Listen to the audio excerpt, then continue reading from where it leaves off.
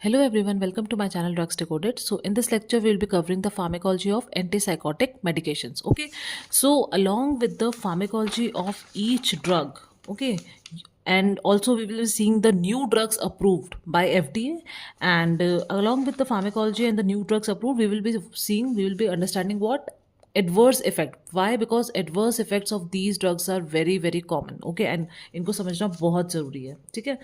तो सबसे पहले हम बात करते हैं, हम सबसे पहले डिटेल में हम एक एडवर्स इफेक्ट है जो एंटीसाइकोटिक मेडिकेशन शो करती हैं, वो है एक्स्ट्रा पिरामिडल सिम्टम्स. ठीक है, ईपीएस. ये बहुत ही इंपॉर्टेंट है. तो इस सिम्टम को, इस एडवर्स इफेक्ट को हम एक डिटेल में देखते हैं कि इसका क्या होता है इसमें. ठीक है. सो ये कैसे होता है? D two blockade in nigrostriatal pathway. ठीक है, इससे पहले वाले वीडियो में हम देख चुके हैं मैकेनिज्म, रोल ऑफ डोपामिन. ठीक है, एवरीथिंग वी हैव सीन. तो निग्रोस्ट्रेटल पाथवे, ये रेड कलर से जो आई हैव डिनोटेड हेयर. ठीक है, इसमें क्या होता है? डोपामिन रिसेप्टर क्या हो जाते हैं? ब्लॉक हो जाते हैं. ठीक है, तो अगर डोपामिन रिसेप्टर ब्लॉक हो रहे हैं इस पाथवे, मैंने बताया था कि इन सब पाथवेज में क्या होता है, एक ही फॉर्मूला अप्लाई होगा, क्या कि डोपामिन रिसेप्टर्स ब्लॉक हो रहे हैं. ठीक है, तो अगर निग्रोस्ट्रेटल पाथवे में डोपामिन रिसेप्टर, स्पेसिफिकली कौन सा, D2 रिसेप्टर ब्लॉक हो रहा है, तो क्या होगा? इट विल कॉज डिस्टोनिया और पार्किंसोनिज्म लाइक सिम्टम्स. तो उनको हम बोलते हैं ईपीएस और एक्स्ट्रा पिरामिडल सिम्टम. तो इनको अगर हम डिटेल में देखें तो सबसे पहले क्या होगा, जब भी कोई ये मेडिकेशन लेगा लॉन्ग टर्म के लिए और D2 ब्लॉकेड हो गया इस पाथवे में, सबसे पहले क्या होगा? Acute muscular dystonia we will be seeing, which is earliest appearing symptom, and it is characterised by what? Torticollis, lock jaw, and और you can say spasm of other muscles. ठीक है, तो इसका जो ट्रीटमेंट है, इसका ड्रग ऑफ चॉइस है, वो क्या है? बेंस हेक्सोल, विच इज सेंट्रल एंटीकोलिनर्जिक.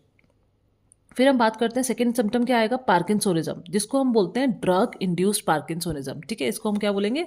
जैसे हमने पढ़ा था लिवोडोपा इंड्यूस्ड साइकोसिस, वैसे क्या है? Drug induced parkinsonism. ये सिम्टम्स, पार्किंसोनिज्म जो सिम्टम्स होंगे, ठीक है, ट्रेमर्स, रिजिडिटी, ये कब अपीयर होगा? Between 1 to 4 weeks of therapy. Like patient is on therapy on antipsychotic medication, तो ये 1 to 4 week में ही सिम्टम हमें दिखने लग जाएंगे, विच इज़ जिसका हमारे पास जो ड्रग ऑफ चॉइस है वो क्या है? Again benzhexol, that is central anticholinergic. क्यों? क्योंकि D2 रिसेप्टर तो ब्लॉक हो ही चुका है, जिस वजह से क्या हो गया? एसिटिलकोलिन का लेवल ज़्यादा हो गया बॉडी में. ठीक है, तो उसके लिए भी आपके पास अगेन क्या है? बेंस हेक्सोल. ये हम पहले वीडियोस में देख चुके हैं. फिर सिम्टम आएगा एकैथिजिया. इसका मतलब क्या है? Irresistible desire to move about in the absence of anxiety. Okay, this is most common extra pyramidal symptom. ठीक है, ये आपको याद करना बहुत ज़रूरी है. This is very important. और एकैथिजिया का जो ट्रीटमेंट है या ड्रग ऑफ चॉइस है वो क्या है? प्रोपेनोलॉल. ओके, उसके बाद चलते हैं, जो नेक्स्ट सिम्टम अपीयर होगा वो क्या है? Malignant neuroleptic syndrome, which is characterised by hyperthermia, extreme generalise rigidity, autonomic instability and altered mental status. ठीक है, इसका ड्रग ऑफ चॉइस क्या है? इंट्रावीनस डेंट्रोलिन या फिर ब्रोमोक्रिप्टिन. ओके, उसके बाद will be seeing tardive dyskinesia. This occurs late in therapy. ये सबसे लेट में होगा. तो अर्लीस्ट सिम्टम आपको क्या पता लग गया? Acute muscular dystonia. ठीक है, दिस कैन बी एमसीक्यू. जो मैंने हाईलाइट करके लिख रखे हैं वो आप समझ जाया करो कि that is MCQ, that is very important. ठीक है, सबसे लेट क्या होता है? टार्डाइव dyskinesia, which is what? Purposeless involuntary movement like chewing or puffing of cheeks. Okay, which occurs due to supersensitivity of dopamine receptor. Supersensitivity means कि अगर आप कोई क्रॉनिक टाइम के लिए या फिर लॉन्ग टाइम के लिए आप एंटीसाइकोटिक मेडिकेशंस आप दे रहे हैं पेशेंट को, ठीक है, तो क्या होगा? डोपामिन रिसेप्टर क्या हो जाएंगे? ब्लॉक हो जाएंगे. ठीक है, तो इस चीज़ को ब्रेन कंपनसेट कैसे करेगा? Bye up regulation of new dopamine receptor. तो जिसकी वजह से क्या होगा? जैसे ही डोपामिन का सिग्नल आएगा तो brain excessive like exacerbation, like you can say like बहुत एक्सेसिवली रिएक्ट करेगा. ठीक है, तो this will worsen what? Psychotic symptoms more. ठीक है, तो इसलिए हम इसको बोलते हैं हम super sensitivity of dopamine receptor. तो इस ऐसा माना जाता है कि ये tardive dyskinesia occurs due to super sensitivity of dopamine receptors. तो इसका जो ड्रग ऑफ चॉइस है वो क्या है हमारे पास? वेलबेनाजिन, विच इज VMAT2 इनहिबिटर. अब हम देखते हैं इंडिविजुअल ड्रग्स. ठीक है, ये हमने एक एडवर्स इफेक्ट पढ़ा है डिटेल में, मैंने पहले बताया है आपको, ताकि आप आगे जब भी एक्स्ट्रा पिरामिडल सिम्टम का नाम आएगा तो यू कैन विजुलाइज कि इसमें ये सब स्टेप्स होते हैं. ठीक है, इंडिविजुअल ड्रग्स में सबसे पहले आता है थायोरिडाजिन. ठीक है, this drug has least incidence of extra pyramidal symptoms among typicals. Okay, due to low potency D2 blocking action. Low potency का मतलब क्या हो गया? कि D2 रिसेप्टर पे ये ड्रग बहुत लाइटली बाइंड कर रही है. ठीक है, बहुत ही लाइटली. ठीक है, it is not binding firmly. So it can cause cardiac arrhythmias, which can result in QT prolongation, retinal damage which limits long term administration. ठीक है. फिर हमारे पास आती है drugs trifluoperazine, fluphenazine, haloperidol, which is high potency in action and it has marked extra pyramidal symptom as an adverse effect.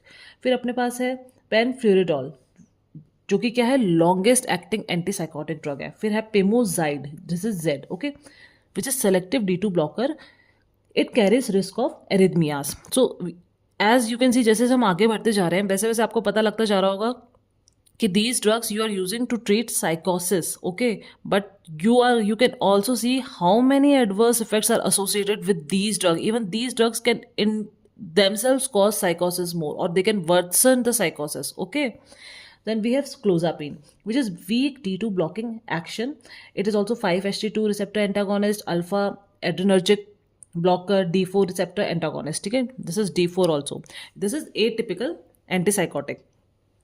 So this drug suppresses both positive and negative symptoms of schizophrenia. ठीक है, हमने already देखा था हमने कि these are the positive symptoms, delusion, hallucination, and these are the negative symptoms like loss of motivation and social withdrawal. ये आप पहले वाले वीडियो में चेक कर सकते हैं. So this is the first FDA approved drug for this indication, okay, that is clozapine.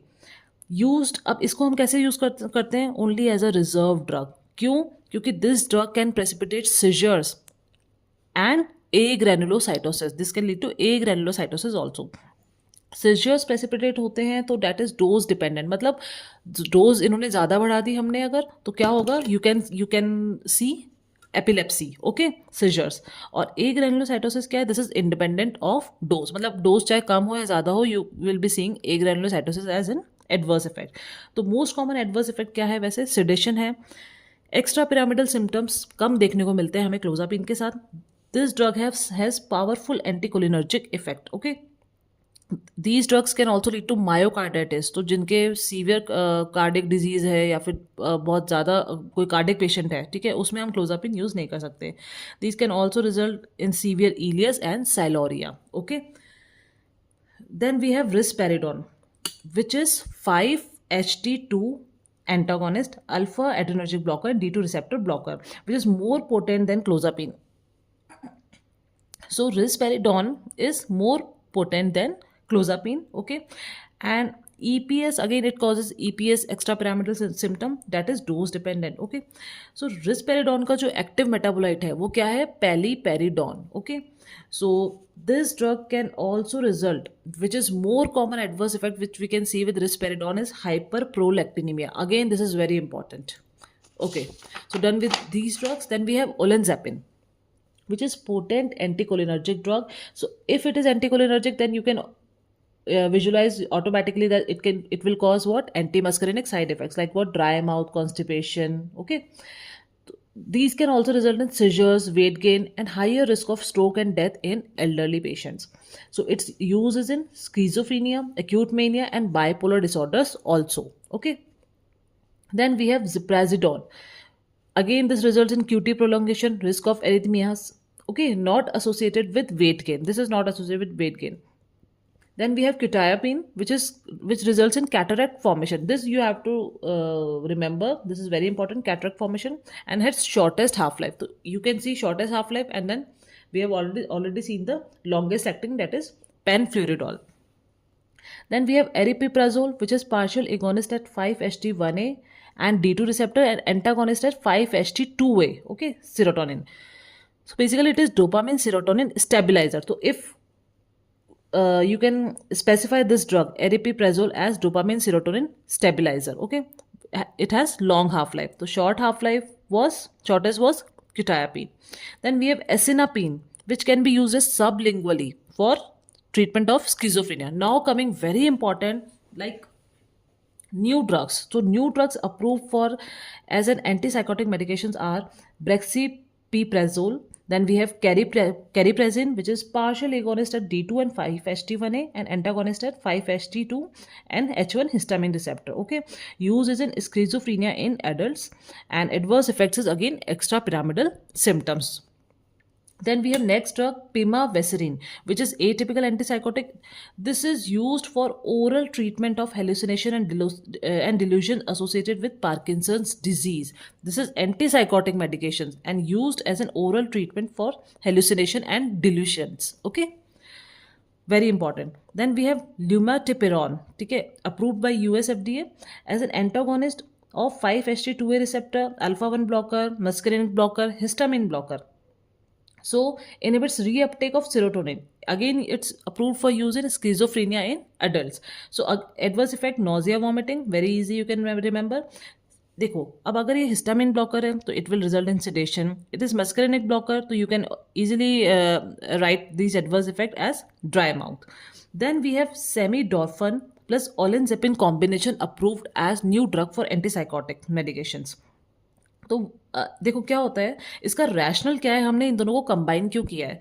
क्यों? क्योंकि ओलेनजेपिन का एडवर्स इफेक्ट क्या होता है? हाइपरग्लाइसीमिया, हाइपरलिपिडीमिया और वेट गेन. ठीक है, तो अगर आप सेमीडॉर्फन, जो कि क्या है, novel opioid system modulator, that is mu opioid receptor antagonist है. ठीक है, तो जब आप इसको ऐड करते हो सेमीडॉर्फन को ओलेनजेपिन के साथ, तो ये जो एडवर्स इफेक्ट है, जो मेटाबॉलिक एडवर्स इफेक्ट है, ये क्या होते हैं, मिटिगेट हो जाते हैं. ठीक है, ये एडवर्स इफेक्ट खत्म हो जाएंगे, ये एडवर्स इफेक्ट नहीं दिखेंगे अगर आप सेमीडॉर्फिन को कंबाइन करते हो ओलेनजेपिन के साथ. ठीक है, तो again it's used in schizophrenia and bipolar disorder.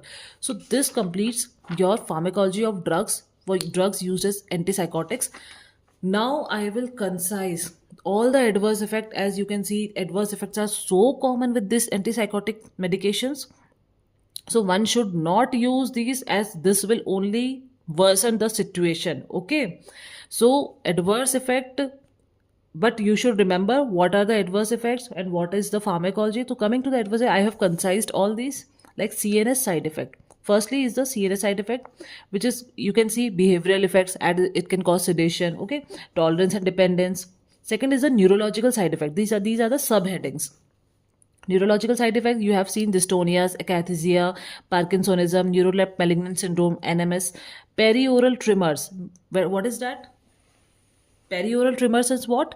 You can call it as rabbit syndrome. Okay, perioral tremors are rabbit, like rapid chewing movements, just like similar to what? Like rabbit. Okay, rabbit, like जैसे rabbit बहुत जल्दी जल्दी like chew करता है, उस तरह से क्या होते हैं, you can simulate these movements like rapid chewing movements occurring similar like rabbit. Okay, rabbit chewing something. So these are called as perioral tremors. Then tardive dyskinesia. These you have already done. This is very important neurological side effects.